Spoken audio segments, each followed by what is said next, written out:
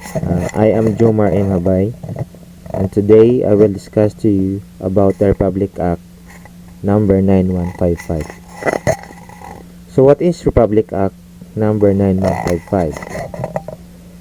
So this act instituting a framework of governance for basic education, establishing authority and accountability, renaming the Department of Education, Culture and Sports as the Department of Education and for other purposes.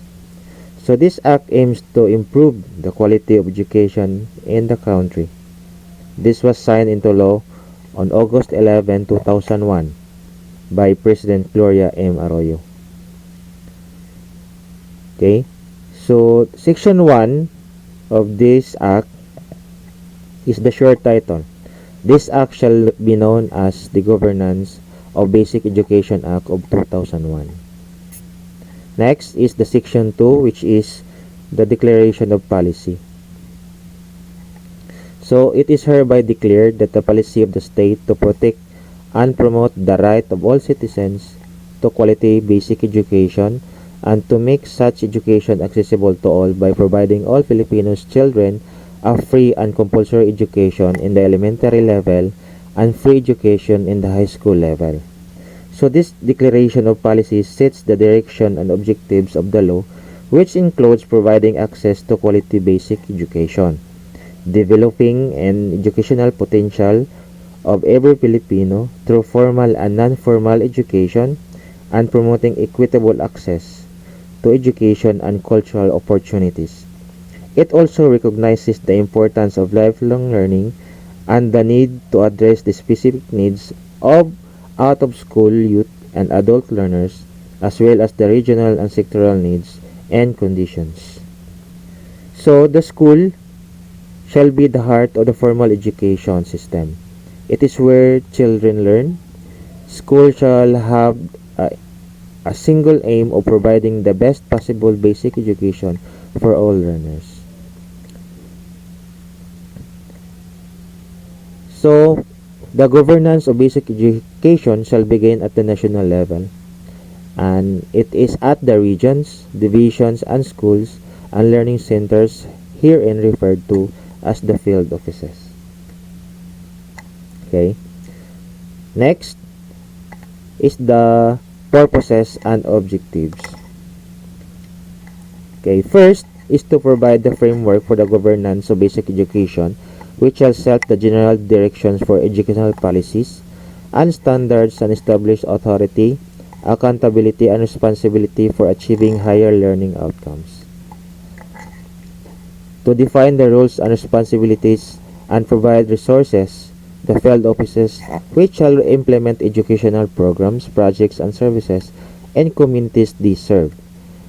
To make schools and learning centers the most important vehicle for the teaching and learning of national values and for developing in the Filipino learners love of country and pride in its heritage. Next is to ensure that the school and learning centers receive the kind of focused attention they deserve and that educational program and project and services take into account the interest of all members of the community. Okay, then to enable the schools and learning centers to reflect the values of the community by allowing teachers, learning facilitators, and other staff to have the flexibility to serve the needs of all learners. And to encourage local initiatives for the improvement of the schools and learning centers and to provide the means by which these improvements may be achieved and sustained. So in other words, the purpose and objectives of RA 9155 aim to provide quality education to all Filipino children, promote lifelong learning, empower local stakeholders in education governance, and ensure equitable access to education and cultural opportunities, especially for the advanced. Next is the definition of terms. First is the alternative learning system. It is a parallel learning system to provide a viable alternative to the existing formal education instructions. It encompasses both the non-formal and informal sources of knowledge and skills. Basic education is the education intended to meet learning needs which lays the foundation of which subsequent learning can be based. Cluster of schools. It is a group of schools which are geographically contiguous and brought together to improve the learning outcomes. Formal education is the systematic and deliberate process of hierarchically structured and sequential learning corresponding to the general concept of elementary and secondary level of schooling. Integrated schools. It is a school that offers a complete basic education in one school site and has unified instructional programs. Informal education. It is a lifelong process of learnings by which every person acquires and accumulates knowledge, skills, attitude, and insights from daily experience at home, at work, at play, and for life itself. Learner is any individual seeking basic literacy skills and functional life skills or support services for the improvement of the quality of his/her life.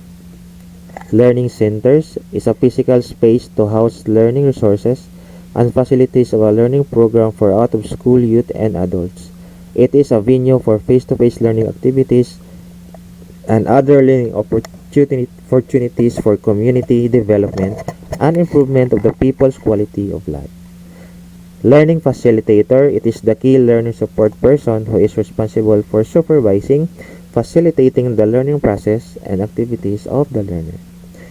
Non-formal education is any organized, systematic educational activity carried outside the framework of the formal system to provide selective types of learning to the segment of the population.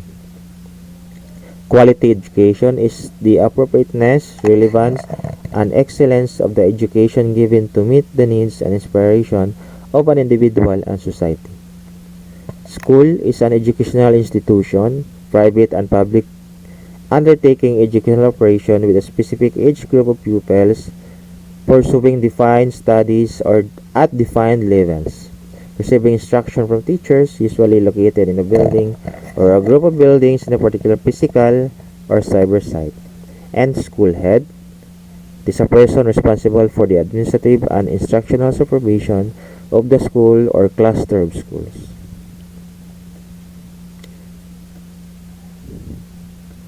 Next, Chapter 1, the governance of basic education. Okay, so in Section 5, principles of shared governance. So the Department of Education shall encourage the participation of local officials, non-government organizations, and other interested parties in the governance of the public schools. The department shall also establish mechanism of consultation, consensus building, and networking among schools, communities, and other stakeholders to promote shared governance and accountability. So this law provides for the creation of the School Governing Council or SGC in every school, which is responsible for formulating the school improvement plan and budget, monitoring its implementation, and recommending policies and programs that will enhance the quality of education in the school. The principle of shared governance is an integral part of Republic Act No. 9155, as it recognizes the importance of involving various stakeholders in decision making and promoting accountability in the governance of public schools. Next, Section 6 is the governance. So, it shall be vested with authority, accountability, and responsibility for ensuring access to, promoting equity in, and improving the quality of basic education, arts, culture, and sports. No? Shall be in the Department of Education. Okay? Next, the powers, Section 7, the powers, duties, and function. Okay, so the Secretary of the Department of Education shall exercise overall authority and supervision over the operations of the department. Moreover, her powers under existing laws shall have the authority, accountability, and responsibility for the following. Number 1 is to formulating national educational policies. Formulating a national basic education plan, promulgating national education standards, monitoring and assessing national learning outcomes, undertaking national educational research and studies, enhancing the employment status, professional competence, welfare, and working conditions of all personnel of the department, and enhancing the total development of learners through the local and national programs and projects. Okay, for regional level, there shall be any regional offices as may be provided by the law. Each regional office shall have a director and assistant director and the office staff for program promotion and support, planning, administrative, and fiscal services. So under the Governance of Basic Education Act of 2001, the regional level of governance and basic education is responsible for the following duties and responsibilities. Number 1 is planning and budgeting. So the regional level is responsible for preparing a regional education plan which includes the allocation of resources for basic education programs and projects. Number 2, monitoring and evaluation. The regional level is responsible for monitoring and implementing of basic education programs and projects within the region and for evaluating their impact on learners and the community. This includes the monitoring of the performance of schools and education personnel and assessing the quality of education delivery. Next is the technical assistance. So the regional level is responsible for providing technical assistance to school and education personnel in the region. Next is the capacity building. So the region is also responsible for building a capacity of education personnel in the region through training and other professional development programs. This includes providing opportunities for teachers and school administrators to upgrade the skills and knowledge. Then, the coordination and collaboration. So, the regional level is responsible for coordinating and collaborating with other government agencies, non-government organizations, and other stakeholders in the delivery of the basic education services. This includes working with the local government units, civil society organizations, and parents and students to promote the effective delivery of educational services. Then we have the advocacy and promotion. So the regional level is responsible for advocating for the rights of the learners and promoting of basic education in the region. Then we have supervision. So the regional level is responsible for supervising the operation of public and private schools within the region. Resource mobilization. So the region is responsible also for mobilizing resources for basic education programs and projects within the region. This includes identifying the potential sources of funds, coordinating with other government agencies and stakeholders to ensure resources for education. Then we have program implementation. The regional level is responsible for implementing basic education programs and projects within the region in accordance with the national policies and guidelines. This includes ensuring the effective and efficient use of resources and promoting innovation and best practices in education delivery. Then we have dispute resolution. Policy development. Also, the regional level is responsible for providing inputs to national policy development related to basic education. This includes providing feedback on the implementation of the policies and proposing changes or adjustments to policies that are not working effectively at the local level. Then we have the data management. The regional level is responsible for managing and analyzing education data at the regional level to inform policy and decision making related to basic education. This includes collecting and analyzing data on the student enrollment, performance, and others. Division level.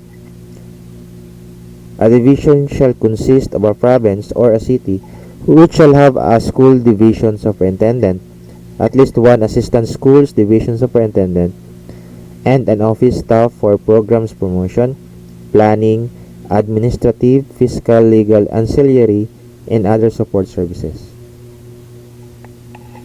So the school's division superintendent shall have the authority, accountability, and responsibility for the following. Number 1 is the curriculum development and implementation. So subdivision is responsible for the development and implementation of the curriculum for basic education, including the provision of instructional materials, teacher training, and quality assurance. Number 2 is the school supervision and management.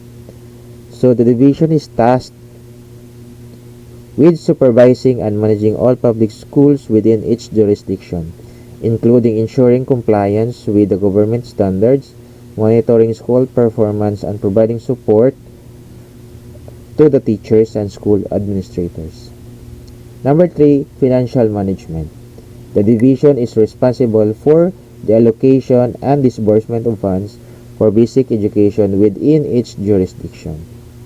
Number 4, human resource management. The division is responsible for the recruitment, selection, deployment, promotion, and development of teachers and other personnel involved in the basic education within each jurisdiction. Next is the stakeholders engagement and partnership. The division is expected to establish and maintain partnerships with various stakeholders such as parents, local government units, non-governmental organizations, and other organizations to support the development and improvement of basic education within each jurisdiction. Okay. Number 6 is the policy and program development and implementation. So the division is also responsible for the development and implementation of policies and programs related to basic education within each jurisdiction, in accordance with national and local government policies and guidelines. And number 7, data management and reporting. So the division is also responsible for collecting, analyzing,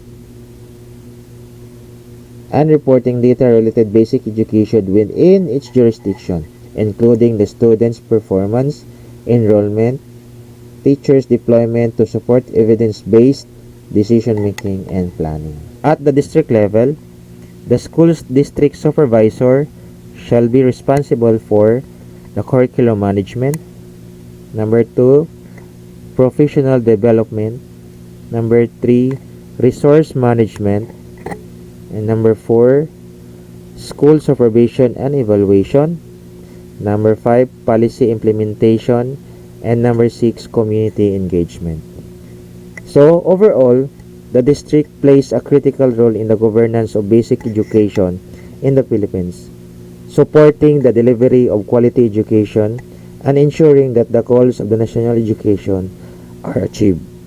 At the school level, so here are the duties and responsibilities of schools as outlined in RA 9155. So number 1 is the delivery of basic education. So of course, schools are responsible for providing quality basic education to learners within their jurisdiction. So this includes ensuring that learners receive a relevant and responsive curriculum, effective instruction, and a safe and conducive learning environment. Number 2, implementation of government policies and programs. So the schools are expected to implement the national and local government policies and programs related to basic education, including curriculum guidelines, assessment system, regulation on the use of instructional materials. Number 3, resource management. So the schools, particularly the school head, are responsible for managing their resources, including physical assets, personnel, and finances. Then number 4, school-based management. The schools are encouraged to adopt school-based management practices which involve decentralizing decision-making and empowering school personnel, parents, and other stakeholders to participate in school governance. Number 5 is community engagement. So the schools are expected to engage with the community and other stakeholders to promote the development of the school and to support the delivery of the quality education. Number 6 is the learner welfare and development. So the schools are responsible for promoting the welfare and development of learners. This includes ensuring that the learners are safe, protected from harm, that their physical and emotional needs are met, and they are provided with opportunities to develop their academic and non-academic skills. Number 7 is teacher development. So the schools are responsible for supporting the professional development of the teachers, including providing opportunities for ongoing training, mentoring, and feedback. Number 8, partnership and collaboration. So the schools are encouraged to establish partnership and collaborate with various stakeholders, including parents, community organizations, and local government units. This helps promote community involvement in the school and supports the delivery of the quality education. Number 9, school improvement planning. So the schools are expected to engage in school improvement planning, which involves identifying areas for improvement, developing strategies to address them, and monitoring progress towards achieving improvement goals. Number 10, school-based assessment. So schools are responsible for implementing a system of school-based assessment to monitor and evaluate learner performance. This includes developing and administering assessment, analyzing results, and using data to inform instructional practice. And of course, the compliance with regulation and policies. So the schools are expected to comply with the national and local regulations and policies related to basic education, including those related to the curriculum, assessment, teacher deployment, and financial management.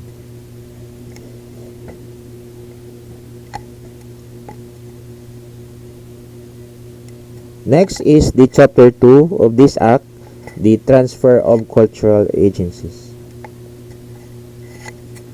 The Section 8 of Cultural Agencies, the Commission ng Wikang Pilipino, National Historical Institute, Record Management and Archive Office, and the National Library shall now be administratively attached to the National Commission for Culture and the Arts, or NCCA, and no longer with the Department of Education. The program for school arts and culture shall remain part of the school curriculum. That's for Section 8.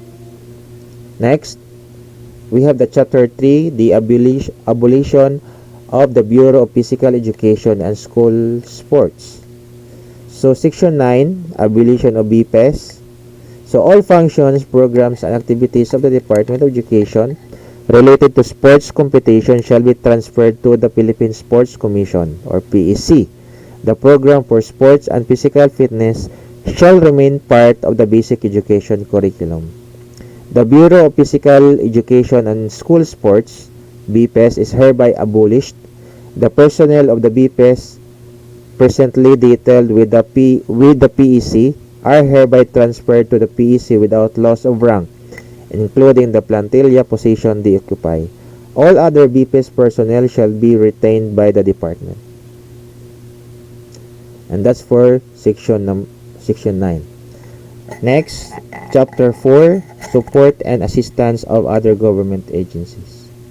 So in Section 10, the Secretary of Education and the Secretary of Budget and Management shall within 90 days from the approval of this Act jointly promulgate the guidelines on the allocation, distribution, and utilization of resources provided by the national government for the field offices taking into consideration the uniqueness of the working conditions of the teaching service. Then we have Section 11. The Secretary of the Department of Education, subject to civil service laws and regulation, shall issue appropriate personnel policy rules and regulations that will best meet the requirements of the teaching profession, taking into consideration the uniqueness of the working conditions of the teaching service. And we have the Section 12 involves the Commission on Audit in the issuance of audit rules and regulations that will govern the utilization of all resources as well as the liquidation, recording, and reporting thereof. Okay, so the law mandates that other government agencies shall provide support and assistance to the Department of Education and other body involved in the governance of basic education in the country. So the law provides also for the following support and assistance for other government agencies. Number one, of course, is the Department of Budget and Management, or the DBM. So it states in Section 10 that shall ensure the availability of funds for the implementation of BESRA and other programs and projects of the department. Then we have also the Department of Science and Technology that shall support for the improvement of science and mathematics education in the country. Then we have the Department of Labor and Employment. Number 4, we have the Department of Health that supports the implementation of the health education programs in basic education, including the promotion of nutrition and healthy lifestyle. Of course, we have the Commission on Higher Education that shall provide support for the development of teacher education programs in the country. We have TISDA, or the Technical Education and Skills Development Authority, that provides supports for the development of technical and vocational education and training programs in basic education. We have NEDA, or the National Economic and Development Authority, that shall support for the formulation of policies, plans, and programs for basic education, including the BESRA. And of course, we have the local government units shall provide support for the implementation of basic education and projects in their respective jurisdictions, including the allocation of funds for the Special Education Fund, or SEF, and the establishment of mechanism for the participation of various stakeholders in the governance of public schools. Okay, then we have the Chapter 5, or the final provisions. Then we have Section 13, or the governance and the arm. So the autonomous region of Muslim Mindanao had its own governance, and the education system prior to the passage of Republic Act number 9155, also known as the Basic Governance or Governance of Basic Education Act. So under the ARM Organic Act, or the Republic Act number 6734, the ARM had its own Department of Education, Culture and Sports, which was responsible for the management and supervision of basic education in the region. The DEX arm was headed by the regional secretary, who was appointed by the arm governor. So however, with the passage of RA 9155 in 2001, the governance of basic education in the arm was integrated into the national governance structure, and the DEX arm was abolished. The arm was granted a special provision in the law which allowed it to retain certain powers and functions in the governance of basic education in the region. And that is for Section 13. Okay. Then we have the rules and regulations. So the Secretary of Education shall promulgate the implementing rules and regulations within 90 days after the approval of this act, provided that the Secretary of Education shall fully implement the principle of shared governance within 2 years after the approval of this act. Then we have Section 15, the separability clause. So for any reason, any portion of provision of this act shall be declared unconstitutional, other parts of provision hereof which are not affected thereby shall continue to be in full force and effect. So repealing clause means that any existing laws, decrees, orders, rules, or regulation that are inconsistent with the provision of RA 9155 are repealed or modified accordingly.